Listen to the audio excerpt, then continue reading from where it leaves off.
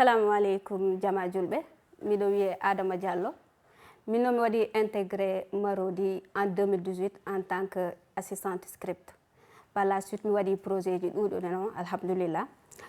Mi woni ɗo script assistant réal. Mi waɗi les projets comme Maîtresse d'un homme marié, les 4 fantastiques première saison, Karma, Impact, Déséance.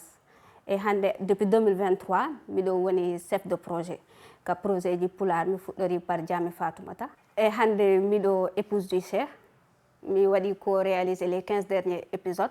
Je suis Siraji Diop. Assalamu alaikum. Je suis Bandirabe.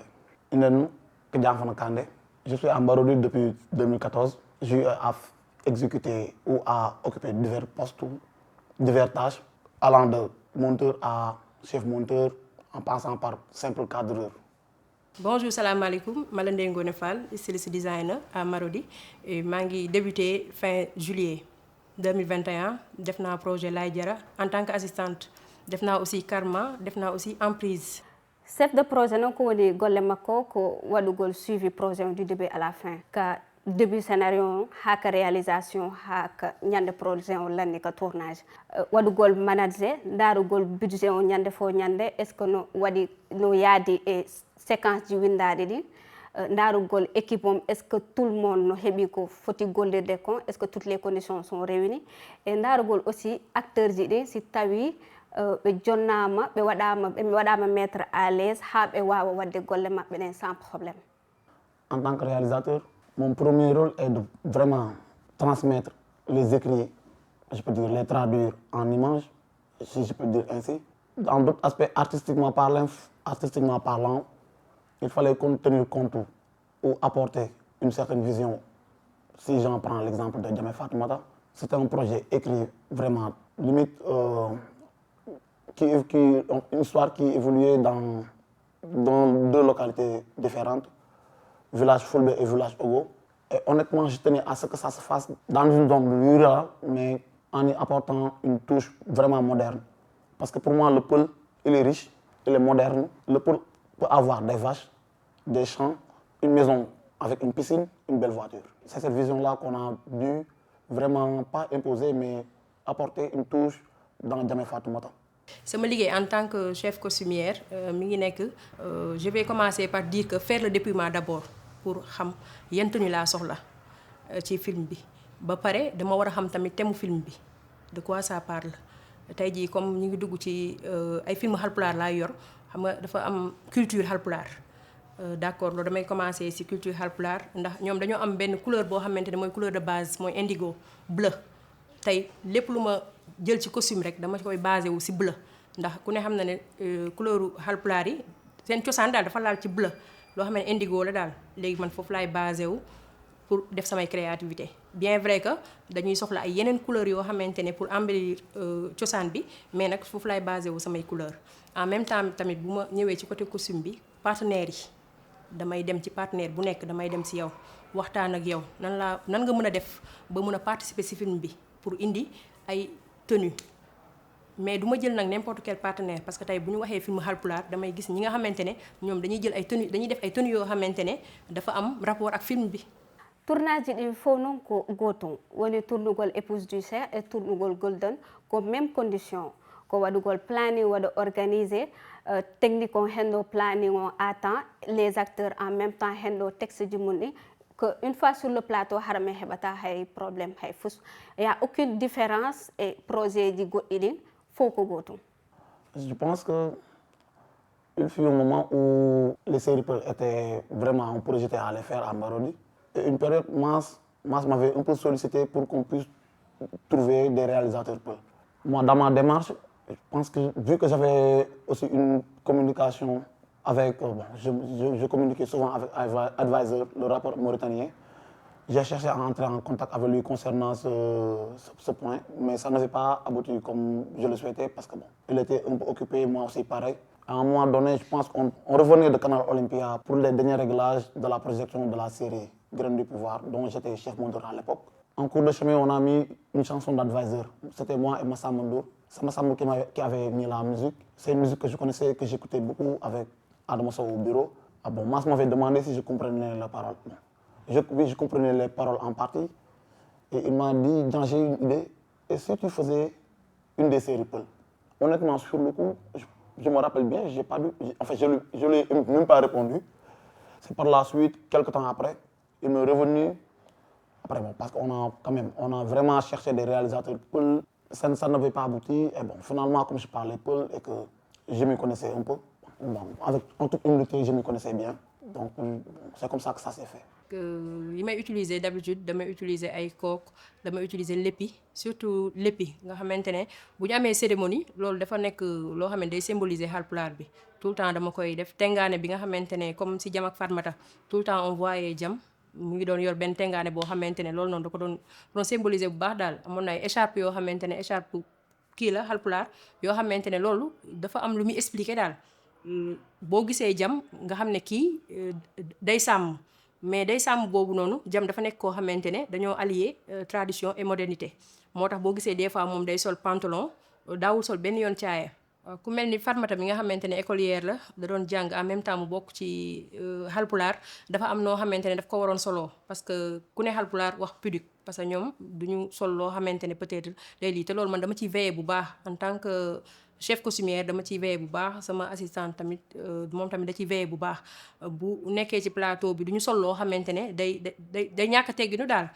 ku mel ni Djiby ci film bi ñu ngi naan dafa jóge woon Europe donc kooku forcément da nga koy solal ay yére yoo xamante ne dina laal modernité bi parce que ñaar yëpp lañu doon allié am na ñi nga xamante ne comme yaayu Fatmata nga xamante ne elle est voilée aussi boobu damay am ay type de tenue yoo xamante ne moom laa koy solal ku nekk daal dafa rôle am dafa personnel ci kii bi dañ koy personnaliser ku nekk daal am na lu ma lay indi benn touche bu ma lay indi boo xamante ne buñ la gisee nañ ne kii mooy kii personnage bu nekk am na loo xamante ne buñ ko gisee rek tak kii Djiby la kii lii la kii lii la parce que loolu li koy wane mooy si costume bi à travers costume bi nga mën a wane kenn ku nekk personnage am lan la comme tey da ngay gis Khadija mi nga xamante ne moo nekkoon moom la Jam takkoon noonu boo ko gisee typiquement moom costume am day caractériser moom li mu doon parce que si costume bi lañ mën a caractériser personnage bi moom mooy kan ci film bi golle moom caɗele mankata mais en yettay Allah rek parce que par exemple hande Jam e Fatoumata mais immi ke galleji amen mi yeehi nokkugo mi waɗi toon 5 mois et on cohabité ensemble et technique et acteur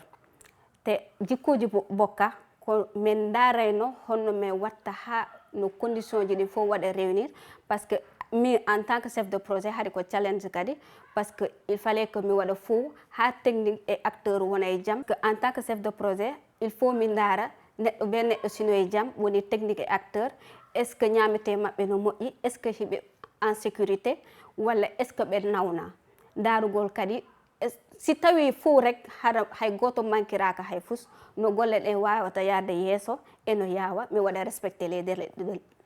Bon, comme tout projet, il y a des aléas, des hauts et des bas, mais c'était une bonne expérience.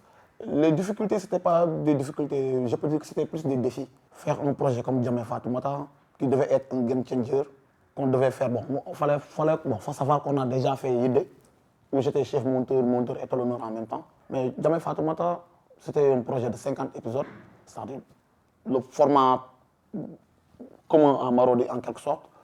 Et il fallait bien le faire et il fallait le réussir aussi. Donc, on a eu vraiment, il fallait trouver les décors qu'il fallait. Et tout ce dont on avait besoin était à 99% hors de Dakar. Donc, il fallait le faire hors de Dakar.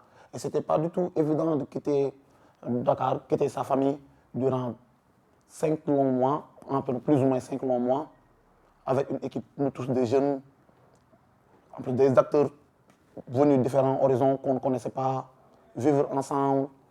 Je pense que c'était pas de difficultés, c'était les défis à relever et qu'on a su relever. dañuy wax ne projet Haalpulaar wax projet Olof man je me dis que projet la ñaari projet yëpp projet yoo xamante ne la ñoo yem si lan mooy seen différence mooy si côté costume mën nañ ko différencier si côté costume ndax tey fi nga indee culture Haalpulaar bi carrément bu dee série boo xamante ne peut-être wolof la boobu thème bi ngay topp thème film bi ngay topp comme par exemple ñu ne film bii kat ci day wax ci affaire leneen daal loo xamante ne nekkul affaire pël ak yooyu noonu affaire kii tëgg lañ ci wane affaire lii la ñu wane ay kii ñooñu tamit da ngay xool ban kii nga leen di solal lan nga leen di solal carrément bu fekkee ñii itam dañ ne ñii Haalpulaar lañ nga ne ñii lii laa leen di solal pour man différence bi ci côté accoutrement bi kese la du leneen. mais en tant que pullo ko fiyerte njano hannde par ce que no waawi innude ka aduna on fof hannde ka be pullo gooto no ton hay si tawi no min haalita noon na gootum ko minen fof ko nokku gootum min iwi hannde par exemple so ndaari Jammeh Fatoumata hay si ko pullo wonɗo Côte d'Ivoire so ndaari au fond o waɗay comprendre hay si tawi mooji goɗɗi ɗin waɗay mo échappé te ko ɓuri toon welde kon fof hannde série ji ɗi min watta proposé ɗin fof min waɗay ɗi sous-titré en français donc hannde woni pullo mo wona pullo wonɗo partout faalaɗo ndaarude min jonnete la possibilité ndaara série ji ɗi waɗaɗi comprendre et min waɗa véhiculer langue pulaar partout dans le monde. Pour moi, aujourd'hui, les séries Peul existent, ou le contenu Peul existe. Peut-être une longue période. Aujourd'hui, avec Marodi qui en fait, je pense que c'est une bonne fenêtre pour plus vendre la culture Peul. Parce qu'aujourd'hui, il faut savoir que les Peuls, à travers le monde, sont plus ou moins 40 millions. Je veux dire, ils sont limite 2 à 3 fois plus nombreux que les Wolofs de chez nous.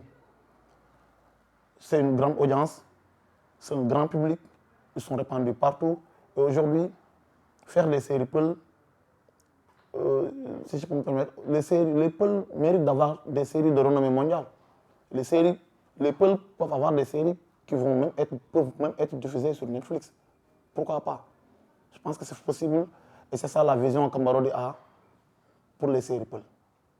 Hande noon mi waɗay remercier neɗɗo atiiɗo lan jonnude confiance ka monde cinéma ɗo mo inne Ousseynou Ba tonton Paté Sène e mi waɗa kadi remercier wa Somone ami on ɗo wonno men e defande feewno mi waɗayno Jammeh Fatoumata e madame Dieng e wa Peulga en ɗo fof walli men ha projet o yaari e jaam e woni hoddiɓe moƴƴe noon e wa Sébi Kotane Peulga en ɗo fof walli men ha hande on ɗo projet mi wawi innude si heeɓi succès ɓen kadi no tawa hen awa ɓe jarama moƴƴa noon mi waɗa kadi remercier équipe technique on ɓe fof kaɓe fuɗɗi ha kaɓe haaɗi waɗa remercier tous les acteurs Marodi moom mi ala e limude par ce que simi limi rek mi faljay par ce que hande simi ari Marodi ha zéro mi fuɗɗori zéro expérience ko kamɓe wallilan ko ɓe fuɗɗi ha kaɓe haaɗi ha hande mi woni ɗo te Marodi je peux dire tout est possible hanki ko assistant script mo fuɗɗori hande miɗo chef de projet mi waɗi réalisé donc tout est possible ici ɗo ala are ko gollugol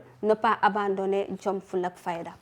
La communauté Marodi est là pour vous divertir, vous transmettre la culture Peul, la tradition Peul, parce que c'est une belle tradition et il y a beaucoup de choses à raconter. Et Inch'Allah, nous ferons de notre mieux possible pour vous donner la meilleure des qualités et la meilleure des expériences. Yo pulago yaro yeso.